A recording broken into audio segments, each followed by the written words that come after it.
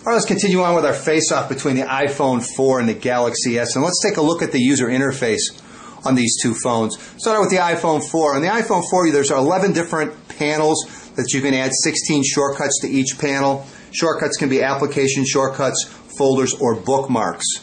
On the Samsung Galaxy S, you have 7 different panels that you can add shortcuts to, either application shortcuts, folders, bookmarks, contact information, as well as widgets. A widget is simply an application shortcut that provides information without having to actually open up the application itself. You also have the application menu on the Samsung Galaxy S, which looks very similar to the main screen on the iPhone 4. Both of the phones multitask. Pushing down the home key twice on the iPhone 4 will bring up the task manager here along the bottom of the screen. Obviously, tapping on one of those applications will open it. On the Samsung Galaxy S, it's a matter of holding down the home key, and it'll bring up the task manager showing the last 6 applications you've been working with. Both of the phones have dedicated search applications. From the home screen. Pushing the home key will open up the search application on the iPhone 4. It will search your phone as well as the internet. Holding down the main menu key on the Samsung Galaxy S will open up the search application. You can search either via typing in text on the on-screen keyboard or via voice. Both of the phones have notification systems. I'm going to send a text to the iPhone 4 right now so I can show you how that works. Should be there any second. There it is.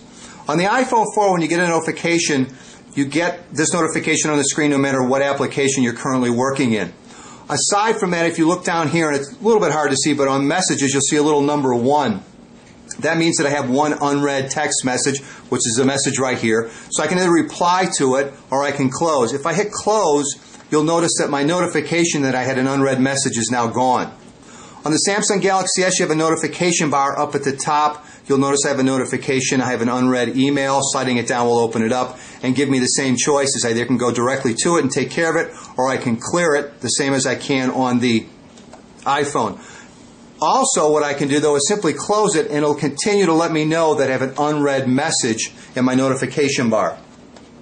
Take a look at messaging, actually not messaging, text input, and the Galaxy S has swipe on it, which is something that the iPhone doesn't. And what we're going to do is we're going to call John on Tuesday. Call John on Tuesday. And I didn't quite get Tuesday. Let's try Tuesday one more time. Tuesday. There we go, on Tuesday. So that's how swipe works, and it's a pretty slick way to input text. Let's take a look at the gallery on both of the phones.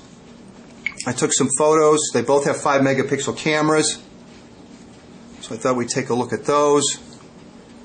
There we go. Let's turn them both landscape. There we go. Move that up a little bit.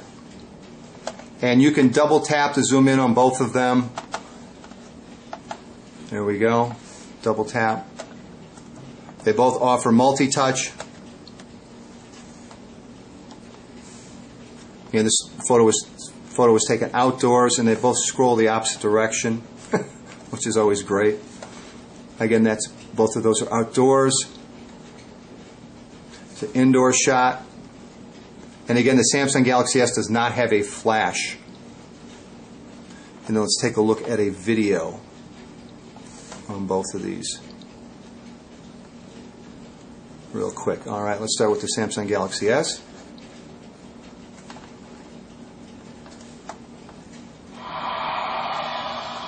And again, they both shoot 720p at 30 frames per second.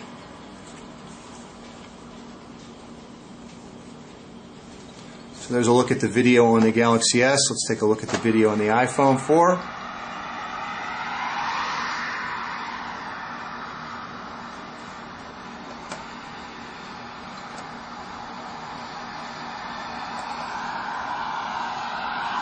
So that gives you a little idea of the camera and video camera as well as the gallery. Let's do a little navigating. I've downloaded the AT&T navigation on the iPhone 4 because it doesn't come with any. And go. Navigate to Starbucks.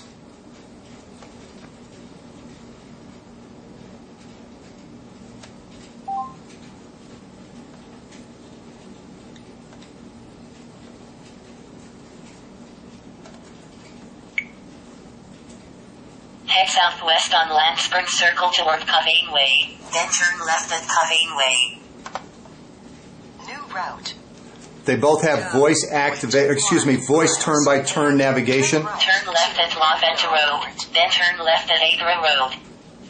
And I think you get the gist of that. The one advantage of the, I don't know if it's an advantage, the one difference, let me put it that way, of the Galaxy S is it has, you can do the navigate to via voice as opposed to having to type in a search.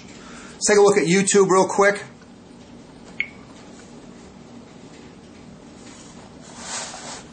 And let me find something that's okay to watch, and we'll launch both of these.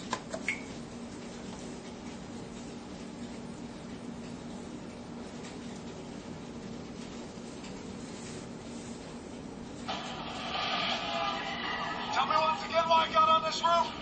I chalked that up to bad life choices. Yeah, they're both hooked up to the same Wi-Fi connection. Both of them have the displays turned up as bright as they'll go.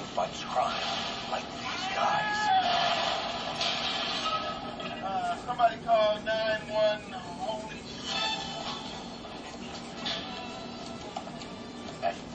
shit. Not quite sure why the iPhone 4 isn't starting. It should start on its own. I'll start it up so you can take a look at it. We know. All the gunfights, all the car chases, all the things you don't want to have. Tell me once again why I got on this roof. I chopped that up. So there's a look at both of them running YouTube. And again, I'm not sure why the iPhone 4 didn't launch by itself. It should. Let's take a look at the internet. They should be both set to Google. We got them both in landscape. And we'll load Engadget, which is a large. Let's switch this just so everybody thinks it's fair. And again, if the iPhone 4 screen looks brighter, it is. Little bookmarks.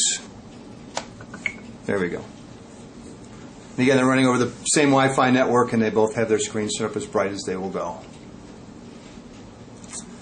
And it looks like we got a pretty good race here. The Galaxy S is finished, and the iPhone 4 is still loading. Again, they both offer double tap to zoom in. They both have multi-touch to zoom in as well. Neither one of them, though, I found is strange. Reformat the text to fit the screen when you multi-touch to zoom in. And the iPhone 4 is still loading.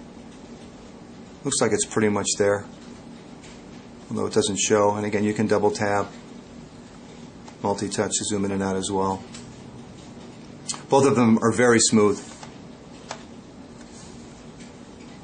as you can see. Anyway, there's a face-off between the iPhone 4 and Samsung's Galaxy S. I hope it's been helpful. Take care.